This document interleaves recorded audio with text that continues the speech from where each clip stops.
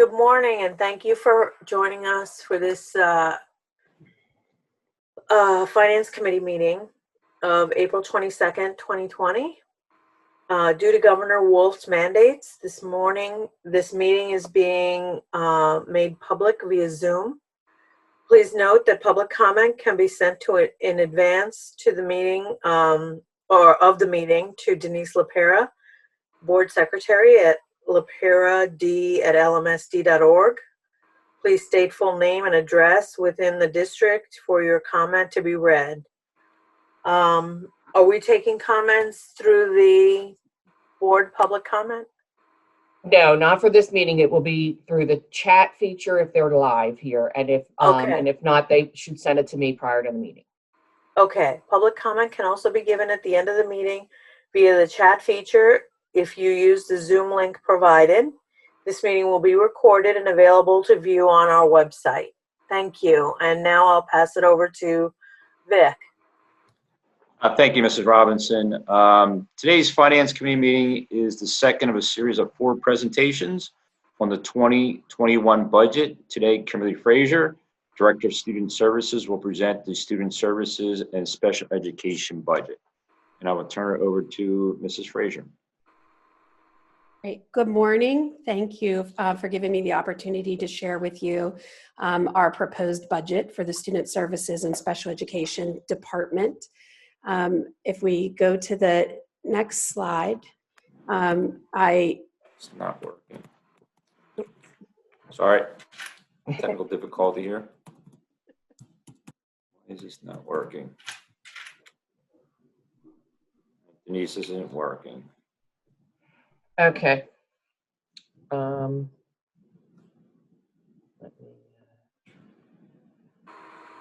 got it, Vic? Nah, it's not working.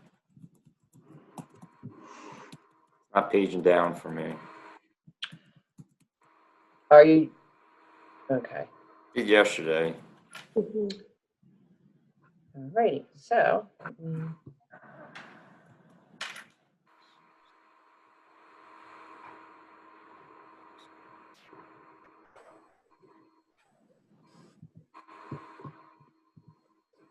Hold on.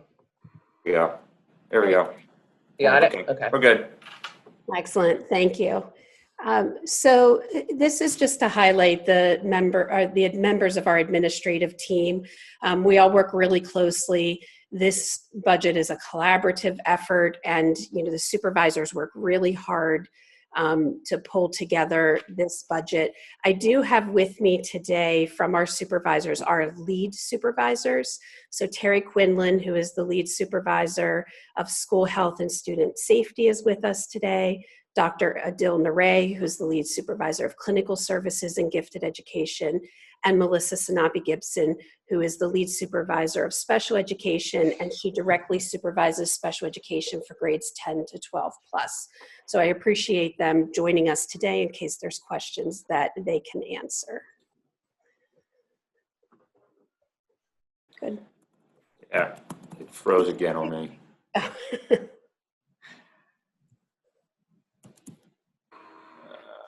Why is this not working? On again, Denise. I'm going to pull it up just so I have it.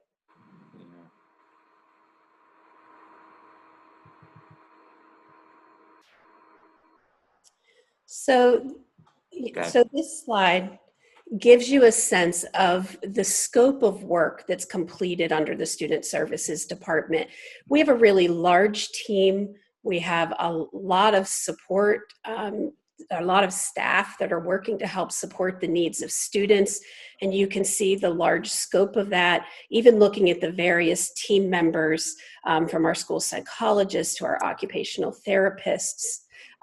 In this particular slide, so you can see who are members of our team, I've also highlighted for you, I put in bold, the positions where we've made the request for additional staff for the 2021 school year, all based on the needs of our students. And I'll talk a little bit more about each of those areas when we move through the presentation. As I've developed this presentation, I'll continue to give you like that broad overview. and then also break it down by smaller departments: health services, counseling, clinical, gifted, and special education. So you can see a little more detail about where we propose money to be spent. This slide gives you an overall view of the budget numbers and where the percentages are spent. You can see that dark purple is special education. Special education services do make up the largest percentage of our budget. And then you can also see we have here the clinical, health services, and counseling. It is important to note on this particular slide that gifted education does fall under special education, and the money for that budget is also included within this slide. I think it's also important to recognize that a lot of our students receive specialized services through our department. 41% of our student population has some type of specialized plan and receives specialized supports. We currently have 1,470 students who receive special education services. That's the IEP number there. We have 1,246 students who are receiving gifted support services. That's the GIEP number that you see there. And we presently have 883 students who have a 504 service plan. Those are case managed by our nurses and our counselors. So again, you can see that the funds through this budget really do go to support a large number of services and a large number of students within the district. So I will start by, again, dividing it up into some of our budget areas so that I can give you some more details about that. We'll start with health services. You can see that I've provided you with the 1920 budget in comparison to the 2021, so you can see where there's any increases or decreases. The largest portion of all of our budget items are personnel.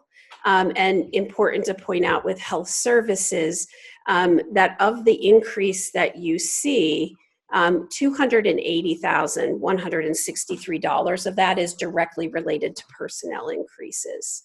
Our health services team are our certified school nurses and our staff nurses. We have 30 team members who provide support across our public schools. Our nurses serve a critical role. I think we're especially seeing that during this time. They oversee and manage over 450 medical 504 plans. We also have students who have significant medical needs that require an emergency care plan. The nurses support with that work.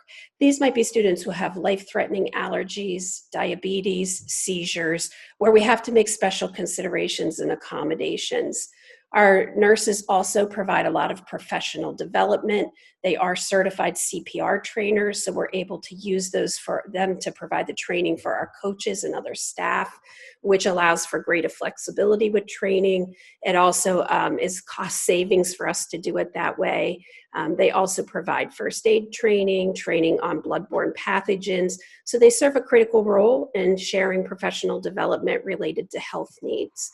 It's also important to point out that we also are mandated by the state to provide services to our non-public schools that fall within district bounds. So we have currently 20 non-public schools that we provide a certain level of services to, and the district is responsible for funding that support. To our non-public schools, we are required to provide the mandated health training, screenings, immunizations, medication administration. And I think it's important to point out that the services provided to the non-public schools, it doesn't matter if the students who are attending there are district residents or not, we're still responsible for providing that service. And this does have an impact on the budget. Here's just some example of some of the costs within the health services. The first one is our health management data system. We discussed this recently with the board. HealthMaster is the platform that we've used for 17 years. HealthMaster was recently purchased by Frontline, so we were required, we had no choice but to change platforms. Terry Quinlan, along with a team from our technology department and our health services department, looked at 5 different possible platforms. And ultimately, we selected to go with Frontline. We do feel like that's the best platform for us at this time. The $30,892 also includes an initial startup fee of $7,000 that then would not be a reoccurring cost. You can see general nursing supplies. These are things we must purchase. We have to replenish our first aid kits, our emergency supplies, our training supplies, our AEDs. And I gave you an example of some of those costs so you can get a sense of the breakdown. Like in addition to that too, we spend approximately $15,000 every year replenishing first aid supplies as well.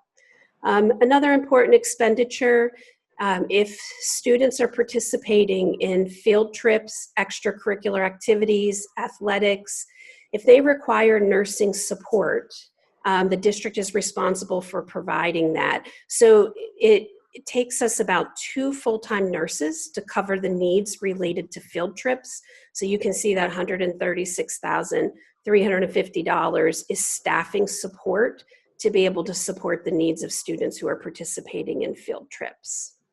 I also wanted to highlight a collaboration we have with Brain Steps. Brain Steps is a bridge between the medical world, rehabilitation, and our educational system.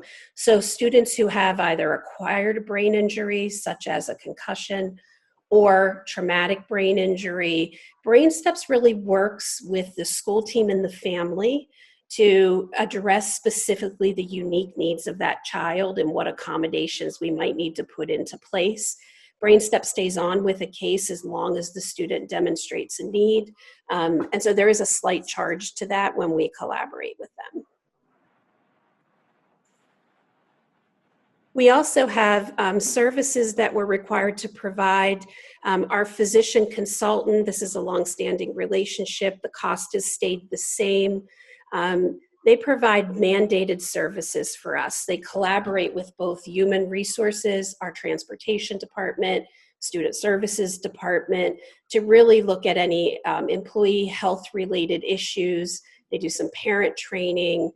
There are Department of Transportation exams that are required. Our physician does that for us. And then the physician also reviews IEPs in order to bill for medical assistance. That IEP review by a physician is required, so our physician consultant does that for us as well. Again, this is a cost that's remained consistent at that $35,000. We also have to consult with a dentist. Vic, if you can click. Because we have to provide mandated services, so we're responsible for doing annual checks in grades kindergarten, 1st, 3rd, and 7th. So we anticipate that this will be approximately 50 hours based on our current enrollment. So we have that contract that will be also recommended for renewal. And then another thing, Terry has done a beautiful job organizing and collaborating with our ISC to put forward a parent education series that's very well received within the community. It's included all sorts of topics from drug and alcohol prevention, along with the Karen Foundation. She's managing stress, healthy eating, suicide prevention.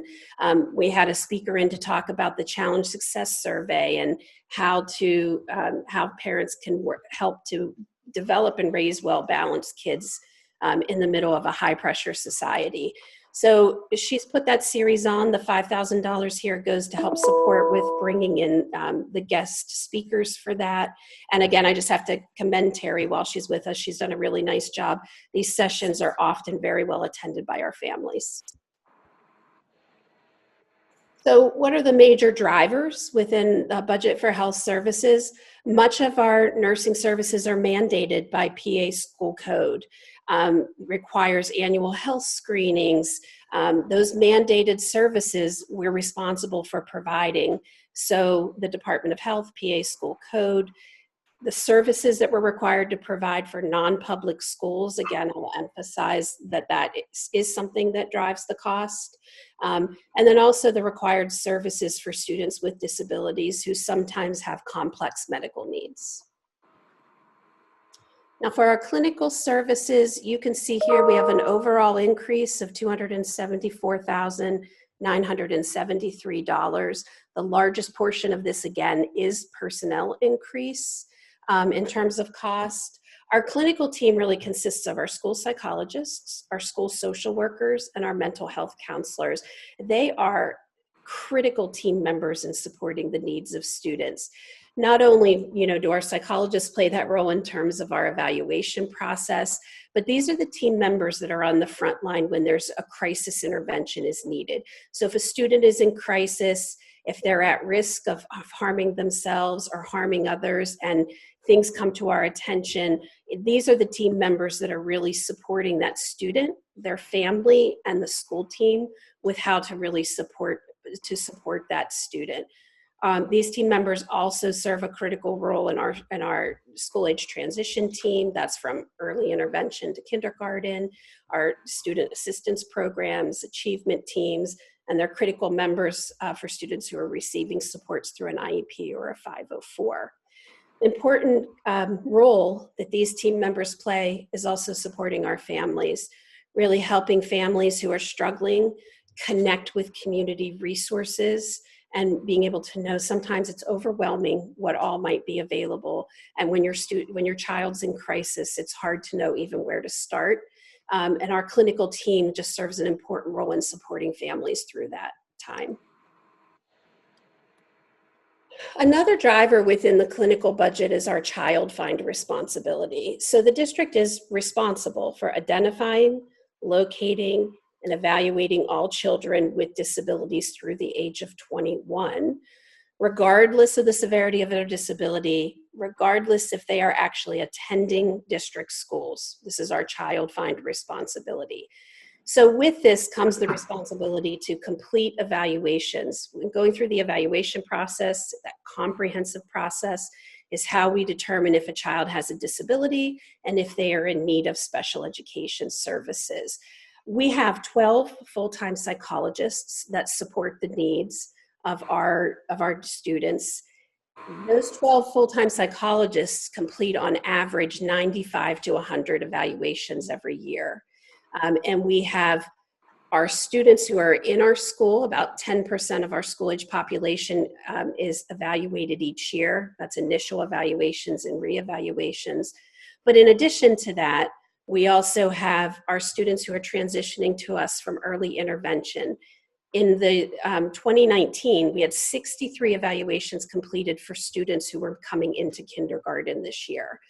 We also have the impact in terms of evaluations of universal screening. Also, to give you a sense, in 2019, the universal screening process led to 193 evaluations, just that process alone. So we do have we do need our psychologists to do some work in the summers in order to be able to manage the workload.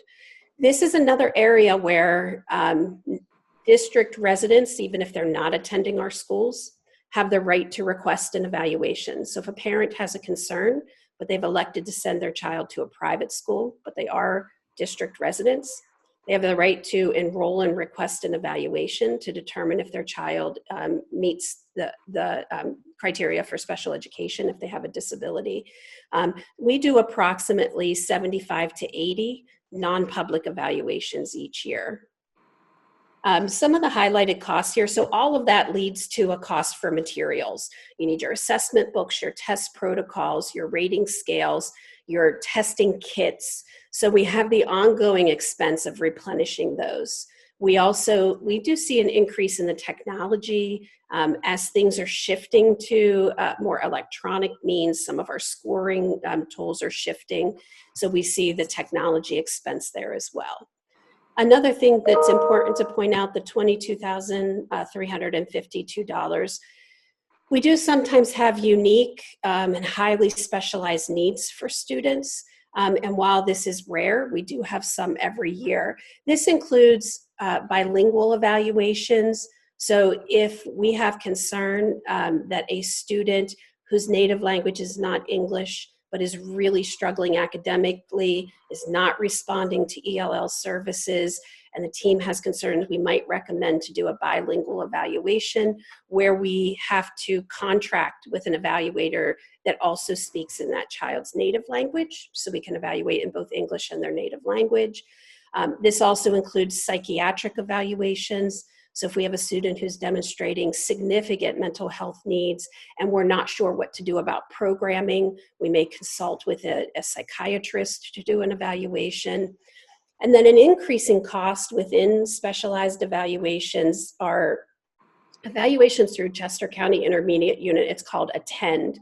When we have students who are demonstrating significant school avoidance and they haven't responded to our student attendance improvement plans and haven't responded to interventions that we've put into place, we may recommend doing an ATTEND evaluation where we actually have Chester County Intermediate Unit employees go into the home to do a functional behavior assessment to see if there's supports that can be put into place to help that student get to school.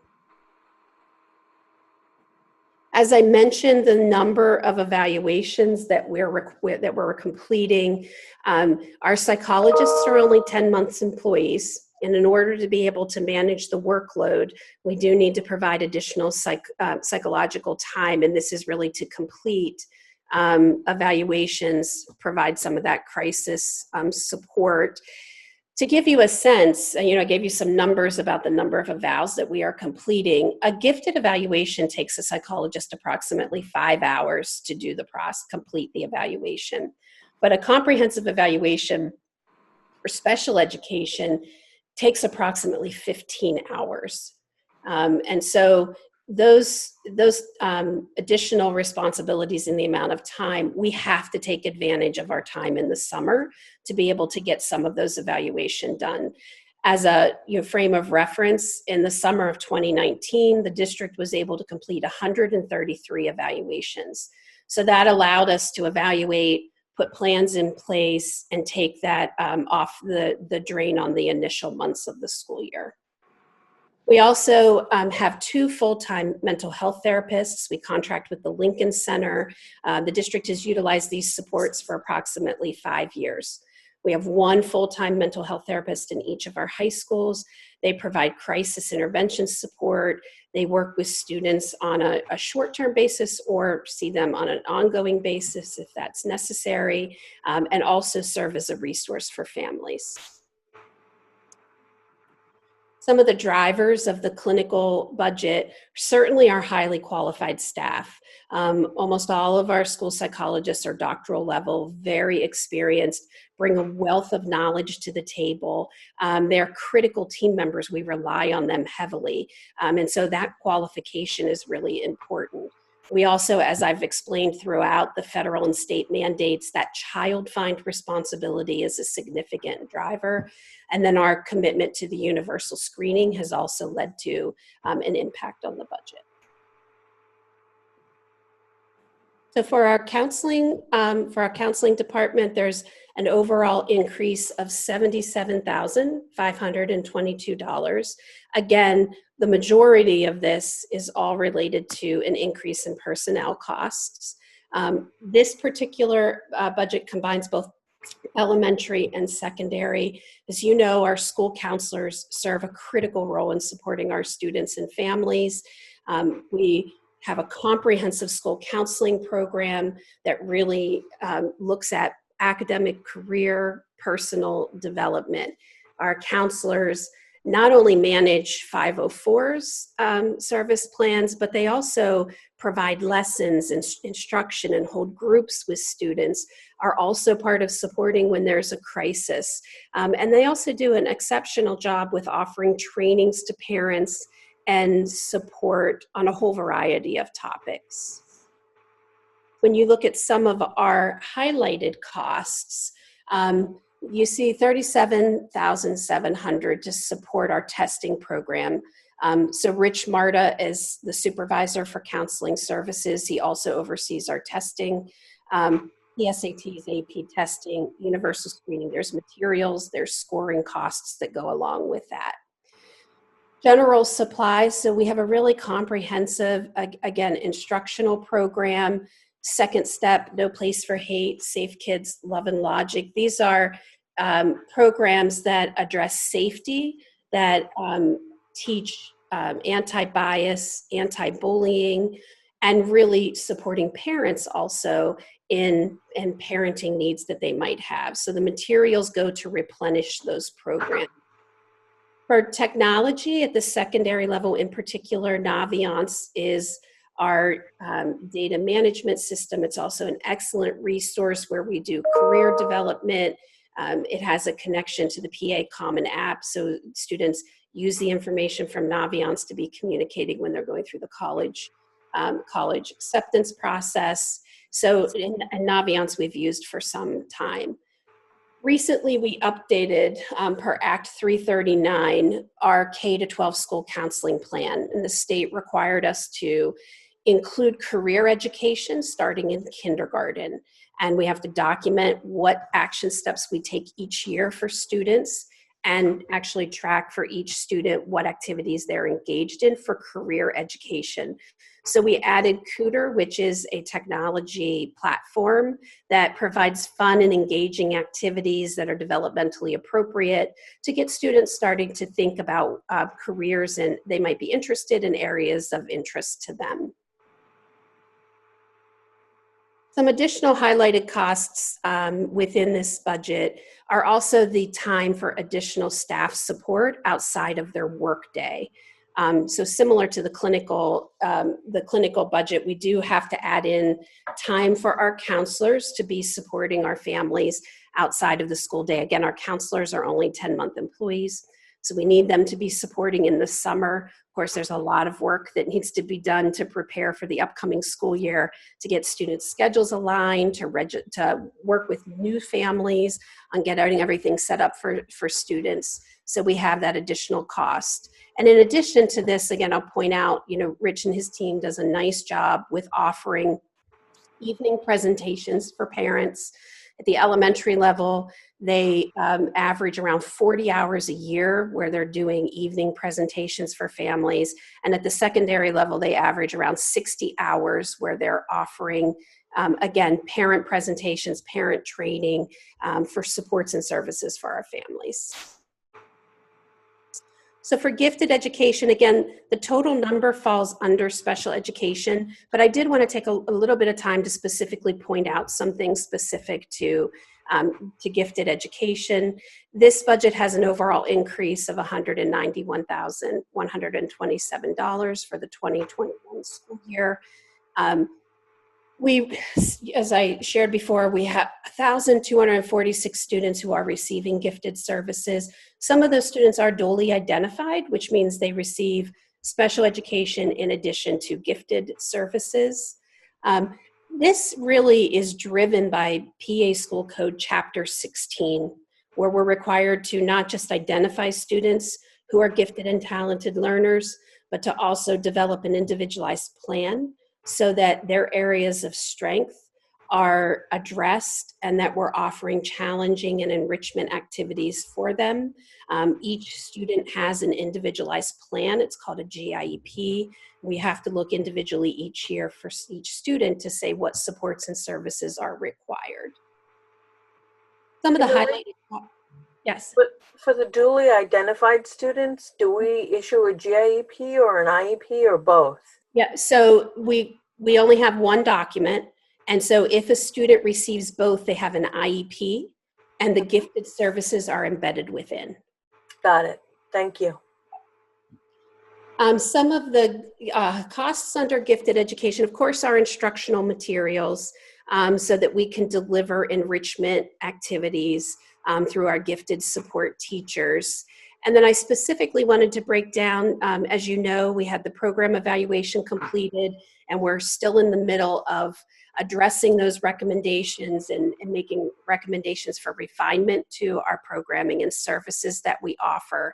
So some of the expenses that are specifically related to that program evaluation, we have the need for additional curricular resources based on the work of the program eval committee. We're focusing heavily right now currently on talent development in grades K-2. I just want to point out that that number, that 10,450 for curricular resources for talent development, it is included within that 41,000 that you see up above. But I did want to break it out what's related to the program eval.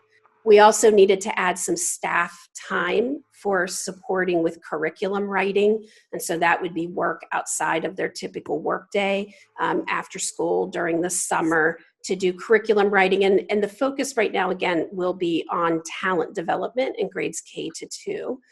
It's where we are in that 5-year plan for addressing the program eval.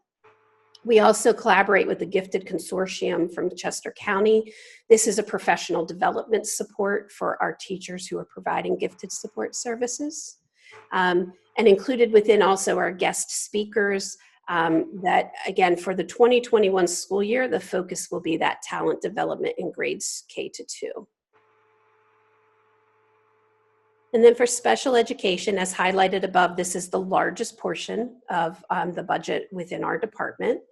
And you can see the expenditures there. These numbers that you're looking at do not include the gifted numbers. I wanted to be able to break them apart for you. This includes our special education staff, our related service providers, our paraprofessionals, which are our instructional assistants, our behavior aides. We have 2.5 job coaches that support our secondary students. And so that's the team that falls under special education. One of the things that we remain committed to is not just the inclusion of our students with disabilities, but the meaningful inclusion. And that includes inclusion within curriculum, that includes social inclusion. In order to be able to do that well and effectively, it requires resources to be able to support students so that they can meaningfully access. We do have a large number of our students who are included in general education to a really high degree. Presently, 67% of all special education students are included at the itinerant level, which means they receive services in special ed less than 20% of their school day. So we're a highly inclusive district, which we stay committed to, but does influence the budget. Just some highlighted costs there within special education so that you have a sense of where the money is going. We do have to contract with a specialized counselor for our secondary level students. Sometimes we have students who are intellectually disabled and really struggling to understand how to deal with the emotions and feelings that they're feeling related to going through puberty, much like all of our teenagers go through, and at the same time having trouble communicating that and knowing how to appropriately express those feelings, how to appropriately engage with their peers. And so this is highly specialized counseling. It's determined by individual IEP teams based on the needs of students. You see our costs here for occupational therapy. This is our K-12 cost. So again, some of those related services within a student's IEP, like occupational therapy, physical therapy, they're identified as specific needs for students, and then they receive those specific services. The physical therapy number is also, it costs the district $127,000 for K-12 physical therapy support. It's both direct and consultative services. Another area that I wanted to highlight for you is the cost for additional support from our instructional assistants outside of the school day. So students with disabilities have the right to, and we encourage them to participate in extracurricular activities, in athletics. We're responsible for ensuring that if a student wants to participate, they can do so meaningfully, and that if they need support to be able to participate, we're responsible for ensuring that we provide that support. So we have gradually increasing about 10% each year, actually, of an increase in need for for instructional assistants to support outside of the school day. So I just wanted to highlight to you, we estimate for the 2021 school year that this will be an additional cost of $173,227. Another thing I wanted to highlight is our extended school year services. So extended school year services are, again, eligibility is determined by individual IEP teams for each individual student. Extended school year services are separate from our regular ed summer school SPIs. This is determined by a team, and they look at the goals specifically in each child's IEP and determine if a student needs services in the summer, because a break in those services would cause the student to lose those skills or to regress and to not maintain the skills that they've learned. ESY is about maintenance of skills on IEP goals. And as you see, we have individualized offerings that we provide for students based on their level of need. We have some in-district programming for students who need more comprehensive services and have greater needs. And then we do also offer for students who have needs in the academic areas where one-to-one tutoring might be offered. We offer that as well at both the elementary and secondary level. Here, to give you a sense, in the summer of 2019, we had approximately 440 students who received ESY services out of our total number of special education students. These costs reflect mostly personnel, your staff that's delivering the services to these students, both either in the in-district programming or through the academic tutoring. Just some additional highlighted costs. And as I've talked about before, we collaborate with the local IUs, particular Montgomery County is our home IU, and they provide some of the related services that are required. So if a student is deaf or hard of hearing, we need to involve the hearing specialist who will provide either direct or consultative services. So you see $113,947. Again, that's the K-12 expense for all students receiving those services. And you see I broke down, so you can see vision services, $143,520. Orientation and mobility is a little bit lower. These are for students who need support with navigating their environment. Might be within the school, it might be out in the community, and we need to consult with and use the services of a mobility specialist. We also have the responsibility and need to address behavioral needs of our students. In special education, we require 4 full-time board-certified behavior analysts to support with that work.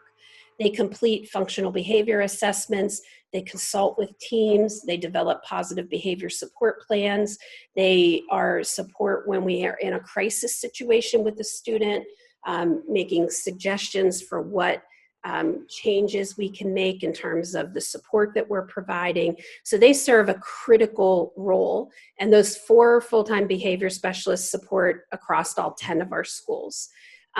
This has been a steady increase. This is an area where their training and their background is highly specialized. And so the demand is greater than the availability of qualified team members. And we've, the IUs also shared with us that over time, other districts have also increased their need for this particular area. So we have seen a pretty steady increase through MCIU in terms of their cost per day. By way of comparison, in 1920, the charge was $565 per day per specialist, and it's increasing now to $640 per day. You didn't mean 1920. 2019, 2020. Right. We also have students within the district who have needs related to their disability, and because of the severity of their disability, the supports and services that we have in district aren't sufficient to meet their needs. This is actually a really low number. It's around 3% of our special education students require services outside of the district. That's a tribute to the extensive programming that we have in district. But we still do have students whose needs cannot be addressed within district. This is 2.8 million that is spent towards supporting these students. You can see I wanted to give you a breakdown of some of the tuition costs so that you can get a sense. It really ranges based on what the needs of the students are. So you can see I gave an example through Chester County Intermediate Unit. That's their technical high school. So we have some high school students who participate in that program. It's $23,614. But then you go to a school like HMS, focuses on students that have extensive medical needs, and they're often medically fragile, so they require nursing support and a lot of therapies. Their base tuition cost is higher at $102,000. Important to note, I'm sharing with you the tuition costs here as an example. It does not reflect additional support. So if a student needs a one-to-one, which could cost anywhere from $25,000 to $35,000 a year, that's not included in these base tuition amounts. Oftentimes, related services are in addition to the base amount. Transportation is not reflected in these costs. Students often require specialized transportation that are participating in these programs. We do see an increase in tuition of around 3 to 5% each year. That's about the average of the increase in the tuition costs. And we really don't have control over those increases. And students are there because their IEP team believed that that program was needed to meet their needs, and parents approved that program. So that program becomes pendency, which means that program doesn't change until the IEP team, along with parents, agrees to change that program. So our programs also know that when a student's there through the IEP process, they're staying there year after year until a team decides otherwise. And so regardless of what tuition they charge us, we're legally responsible for keeping those students there. As you can see, some of the key influences, which I've shared some of this throughout, we have the federal and state mandates, IDEA, Section 504 in our PA school code. I've also tried to highlight that each student's IEP, so for all of those 1,470 students, it's an individualized plan and it's fluid. And the teams can meet at any point throughout the year and make changes based on the needs of the student at that time. And so teams are making individualized decisions about what services are needed, what supports are needed, and cost cannot be a factor. That's clearly stated in IDEA. So teams have to do what's best for each individual student. Another thing that we see impacting us is newly enrolled students. We have a lot of families that enroll each year, sharing with us that they've specifically selected Lower Merion School District because of the reputation of our special education department and the supports and services that they can receive for their students here, particularly in autistic support. I would say we have a larger percent that share that they've come for the autistic support services. We also, by way of example, over the course of 1 year, so from 2018 to 2019, we had 100 students added in special education. That may not just be newly enrolled, but that's students who are newly eligible. So our change from 1 year to the next was in 100 students, which will absolutely influence costs because each of those 100 students needs supports and services. And then again, there's some cost increases beyond our control that I talked about with related to the tuition. And then another thing that falls under student services that we just want to highlight a couple of these that again, they're expenses that we don't have direct control over. Homebound services, if a student is going through a situation where it's medically necessary for them to remain at home, we're still responsible for providing services in the child's home. We don't know how many students that's going to be, what the extent of time away is going to be. We estimate it's approximately $25,000 for the year to provide those services. Day treatment facilities, if students require mental health services, and they need, if they go into inpatient, if they do partial therapeutic programs or intensive outpatient, the district is responsible for paying for the educational portion of that. We don't have. You're breaking up on us. Kimberly, you're breaking up. Okay. I'm going to pause until maybe my connection gets better. Am I okay? You sound good now. Perfect, thank you. So again, the day treatment facilities, we don't have a say over those placements. It's really the student's family and their medically treating team that are working on those placements, but we still do have to pay the educational portion. Another cost that we don't have control over are charter schools. Parents have the right to enroll their child in a charter school. We presently have 13 students who are identified as special education who are enrolled in charter schools. The largest percent, almost all of those students, are cyber charter schools. And when a student who is identified as special education is enrolled in a charter school, the district has to contribute $58,000 per student to that charter school. And in that, not only do we not have control over who enrolls in those charter schools, but when a student's enrolled in a charter schools are their own LEA, which means they bear the responsibility of child find, of identification for special education, for developing the IEP, and the district's not involved in that process. So the needs of the special education student could vary. It could be a student who only requires a low level of speech support to a child who requires intensive life skills support, and the district's cost is the same regardless of what the level of need is of that student. So that is a significant cost to the district that, again, we don't have any control over. Mm-hmm. And then if we have students who are in court adjudicated placements, we have to pick up the educational portion of that as well. And again, we don't have control over when that support is needed, but we are responsible for providing the educational portion. And questions? Okay. Before we go for questions, if I can, a very nice overview, Kimberly. Let me just highlight some things. All of the departments have had to step up the last 6 weeks since March 13th. Special services, student services is no different. The nurses have, when we left the buildings on the 12th, not knowing what the governor was going to do. There were student medications that were left in the buildings. The nurses didn't want that to be handled inappropriately, so they actually, I think, Terry went and delivered it to the homes. The nurses oversee the food preparation and distribution.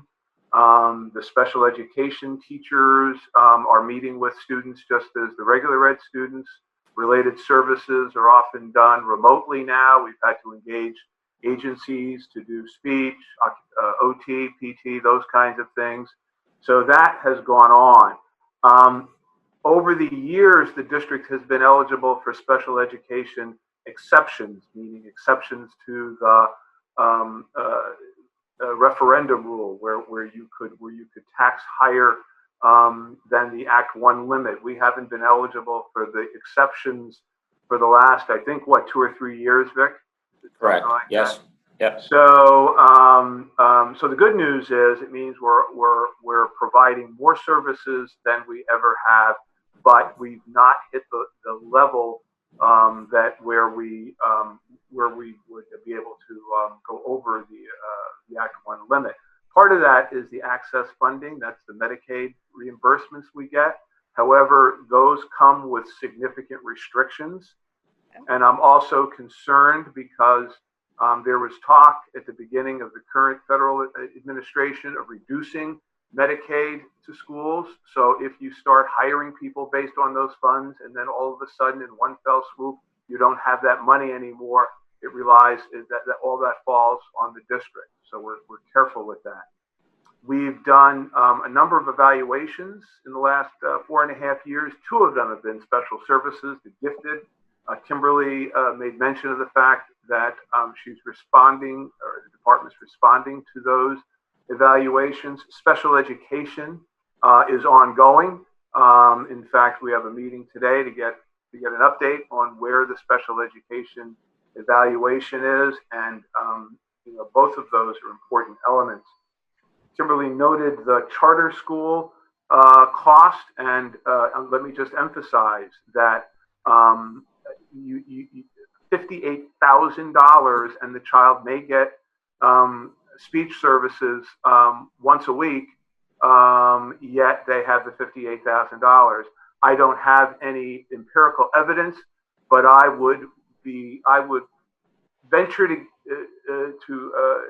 say that anybody in the cyber charter schools is not providing $100,000 worth of tuition and out of district placement anywhere. And that is something that the state absolutely needs to get their arm around.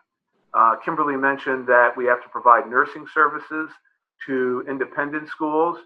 The concept was, well, everybody's got some independent schools, so rather than parse out how much you spend based on the number of your own residents or in the school, we'll just make you responsible for all the independent and parochial schools in your community. So if you don't have very many, you don't have much of an expense. If you have a lot, as we do, then we've got a lot of expense. And so there's more that falls on us. And finally, the fact that there are state-approved schools, but the state doesn't control their tuition, means that they can raise their tuition however much they want. And as Kimberly said, we can't make decisions based on who goes there based on the tuition. So just some highlights maybe from the superintendent's point of view that can sometimes be irking. Questions from the board? Thank you. Are there any questions from the board members?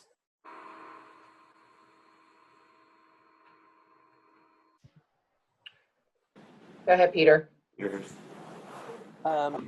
First of all, thank you. That was really comprehensive and informative. Yes, I'm curious, at the macro level, our budget for the upcoming year, because we're expecting such a shortfall or there's so much uncertainty around revenues, we're going to dip into and basically use up our entire unassigned fund balance. But, I'm not pushing back on this, but it just, the salary, the staffing cost increases for each of the categories you went over vary from 7 to 9%, which strikes me as high, given that, we expect revenues to be low and the district didn't grow by 7 to 9% during this year. So I'm just curious what's driving the need for all these additional people. Well, I believe, and Vic could speak better to this, part of that increase is also salary increases, so you have to keep that in mind. Those personnel cost increases are not just additional positions, that it's also about salary and benefits increasing as well, and Vic can speak better to that. In terms of the requests for additional staffing, I'll take special ed because that's our highest. We have to base our staffing on mandates from PA school code, which includes caseload maximums. So to give you an example, we have a teacher who's managing a caseload for autistic support, which is one of our most, kind of restrictive in terms of numbers, they cannot have a caseload that's higher than 8 if students are receiving full-time or supplemental level services. They can't manage or work with more than 8 students. So that has an influence on the number of staff that we need. So it's a caseload thing. And as I said, we have more students receiving services, and all of those students get assigned to a case manager where we have to think about what those caseload numbers are. In addition to the caseloads, it's also the instructional responsibilities of those team members. They're providing direct instruction in small groups because of the level of need of students. So we have to think about, do we have the staff to be able to meet those needs for those small group instruction levels as well? If you look, again, in special education, the increase, 2 of those special education positions are recommended for the high school level, directly related to the enrollment growth and the number of students and the needs at the high school level. So a lot of it is driven, again, by some of those mandates that we're responsible for in ensuring. And same with, like, we made a recommendation for an additional half-time gifted support teacher. We have caseload maximums for gifted support as well. And so with the universal screening and the increase in numbers in gifted, we have to, per PA school code, increase those numbers. So Vic, what was the increase? What percentage of that is salary increases? Because those numbers all varied from 7 to 9% in personnel costs by category. Yeah, I mean, it depends, Peter. So we have a collective bargaining agreement. So there is the collective bargaining agreement has a couple of things. One is there is an increase to the grid, and also depending upon where there also is step movement also, and also some teachers do move over for educational advancement to columns also. So you're getting, depending upon where the teacher is and what department is, some will see larger increases depending upon where they add on the grid in the collective bargaining agreement. So it kind of varies depending upon. What's the number? So Peter, the collective bargaining agreement might say a 2.5% increase. But then if I move from a master's to a master's plus 30 or a master's plus 60, my personal increase could be 5, 6, 7%. No, I understand that totally. But what's the actual number? Like, what percentage of that? So those personnel cost increases are between 7 and 9%. What's the breakdown? What percentage of that? Like, how much? Even if it's not exact, what's driving that? And Kimberly, I appreciate the caseload maximums, but 8 is the full-time load, right?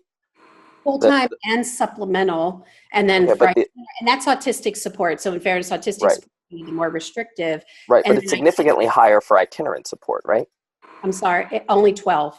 12 caseload for itinerant. That's the state maximum? Correct.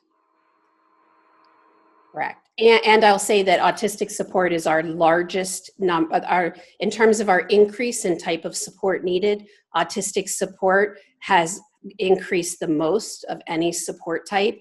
And it is the area, again, where we specifically have families coming to us because of our autistic support programming. Okay, but so for itinerant support, for not to get too much into the weeds, but 12 is the maximum for a full-time case manager or someone who also carries a teaching load? They are case manager and teaching, so they're doing both. So all of our education teachers are considered case managers, so they have a caseload, and then they also have their teaching responsibilities that are typically the students that are on their caseload, but they also work with other students within special education. So they have a full-time teaching load in addition to case management responsibilities. Yeah, I mean, it's just, on the surface, it strikes me as high, considering that we're dipping into reserve next year, that we're proposing to use up all of our unassigned fund balance because the revenues are going to be short, and we're going to increase personnel costs by 7 to 9% in each of these categories. I can tell you that the process is, for all the departments, not just student services, they will come up with a staffing budget, and then they have to meet with Megan Schaefer, who is going to vet their staffing budget, and then they'll meet with me on their staffing budget. So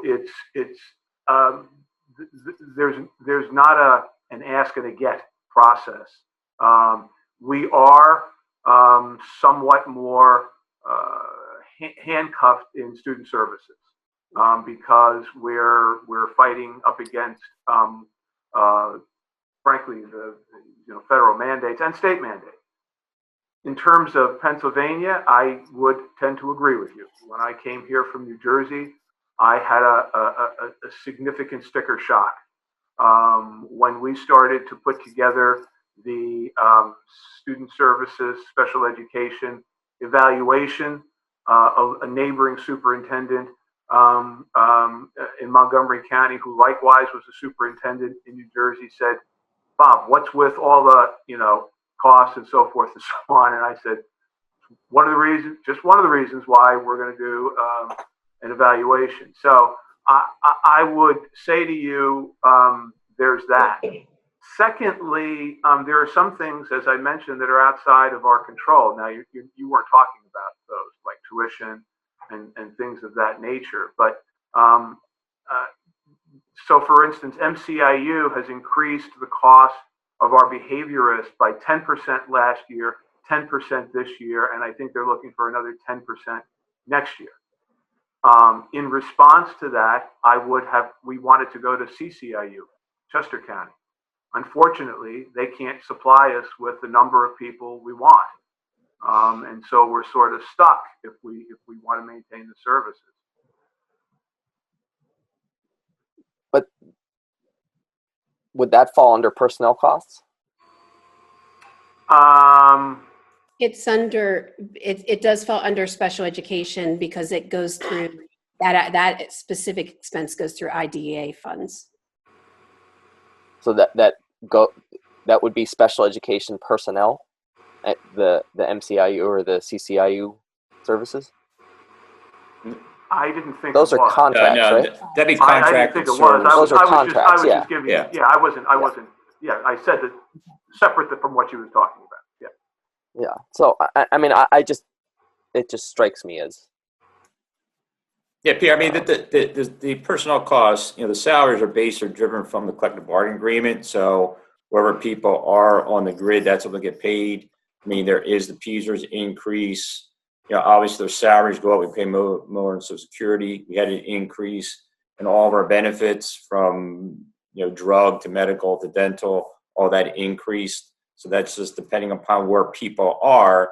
If you have more people that have a family coverage, obviously, then single coverage is going to be more expense, that occur. We've had numerous people that switch from different categories in the healthcare, which increased their cost.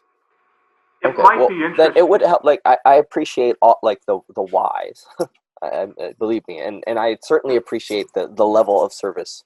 I mean, my kids receive it, so I definitely appreciate the level of service. I think it would just help if we actually broke that down. What % of that personnel cost increase in each of those categories is due to collective bargaining? Moving up categories, tenure, or the length of time, the getting additional degrees, all of those things. Like, what percentage of that is, and what percentage is headcount increase? Because it just doesn't, when our revenues are going down and we're adding personnel, it's those two things aren't really syncing up. Because if we add personnel as well, that's a long-term commitment. And sure. This, revenue shortfall likely is not going to be a one-year thing. It's going to be a multi-year thing. I think we need to prepare for that, and we need to. We can certainly identify. I don't think it's that big a lift, is it, Vic, to be able to say, here are the people. We've got the position control now to do that, right? Here are the people right. in these categories.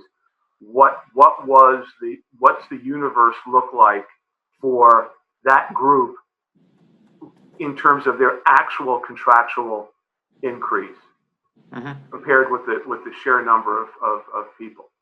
Yeah, I think we can do that. Thank you, and apologies for monopolizing the conversation. No, fine. We have Ben next. Ben Driscoll. Thank you for the presentation. My question's more of a general historic sense, looking back 10 years. My understanding of this is that the cost to provide special education has gone up for a whole host of reasons. Our state aid, whatever state percentage we're getting, has not, or it's been relatively flat. While they have increased their PSERS obligation, so they, quote, give each district more money, it's not going to the students. So that's my belief. Is that a relatively true statement that all our costs have really gone up, but the state has maintained its flat dollar year over year, roughly speaking? Yes, that's accurate, but it doesn't necessarily speak to Peter's question, for example. Not that you were trying to, but their lack of funding and our growth in personnel are not really related. It's related on a dollar figure. Well, but I guess my point still is, they give is the wrong word. They allocate $20 million per year, whatever the number is, to Lower Merion School District. 15 million goes to Peasers, 5 million goes to education. Next year we'll get 21 million. 16 million will go for Peasers, still 5 million goes to education. And over time that $5 million is worth less today than it was 10 years ago. I mean, this is the fight we're having of it's okay to have state mandates, but if you're not paying for it, this is where the rubber meets the road. That's my belief. Thank you, I'm done. And next we have Lucy Klein. Good morning. Thank you for that presentation. I wanted to follow up a little bit on the conversation that Peter started.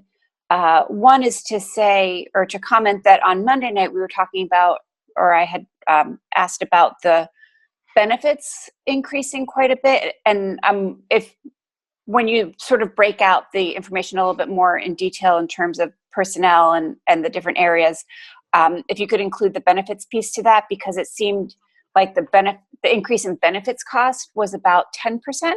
So that may be a bigger portion of the overall personnel costs increasing. And it would be helpful to see that piece of it.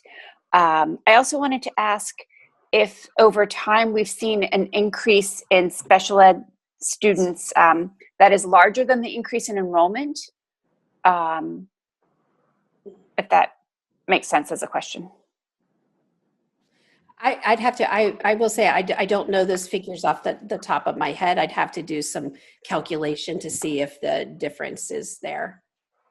I think that would be interesting to see. And it may not be just more kids moving to the district with special ed needs. It could also be more identification of students with special ed, but it would be interesting to see over time the percent of special ed students within the district.